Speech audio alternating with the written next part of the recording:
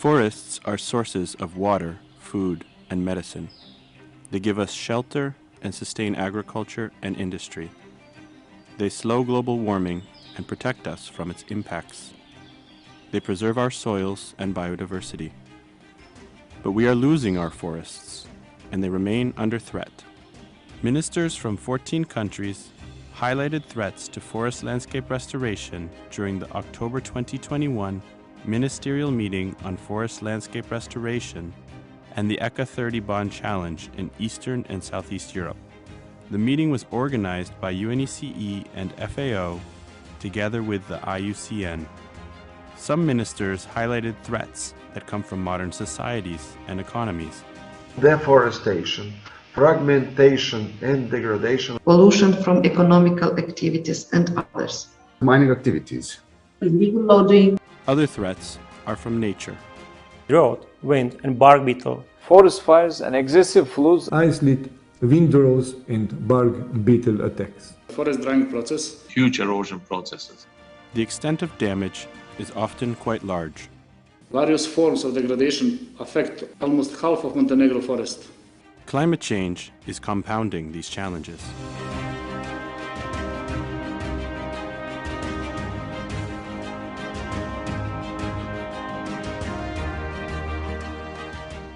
We can witness negative impact on European forests from different natural disasters, which are increasing in severity due to climate change. Today, the real threat has become the climate change, leading to degradation of the soils, the desertification, and reduction of biological diversity. Yet, there is reason for optimism. The October 2021 Ministerial meeting brought countries together to discuss solutions to advance forest landscape restoration in the region. At this meeting, countries committed to common objectives and pledged to restore over 4 million hectares of forest landscapes by 2030. This builds on the success of the 2018 Ministerial Roundtable in the Caucasus and Central Asia, which also generated commitments to restore nearly 3 million hectares of forest landscapes by 2030. These meetings were organized as part of regional efforts by UNECE and FAO to actively support the restoration of degraded and deforested land. The commitments contribute to the Bond Challenge to restore 350 million hectares of degraded and deforested land worldwide by 2030, and to the ECA 30 initiative to restore 30 million hectares in Europe, the Caucasus, and Central Asia by 2030.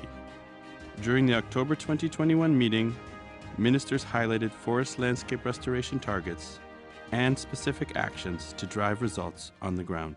Civic initiative for reforestation. Planting 3 saplings for each and every Turkish citizen. Poland aims to increase its forest cover up to 33% in 2050.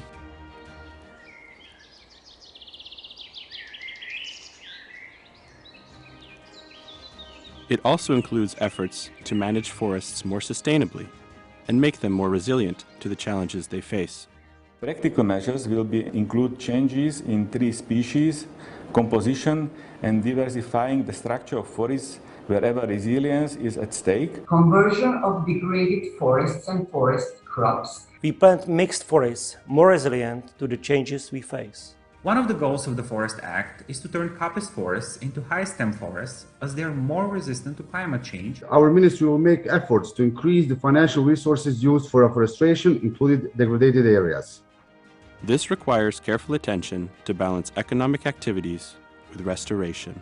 Forests provide potential for economical activities. There is a strong need to have a balanced forest use for energy and industry, replacing environmentally less friendly materials and fossil fuels with wood.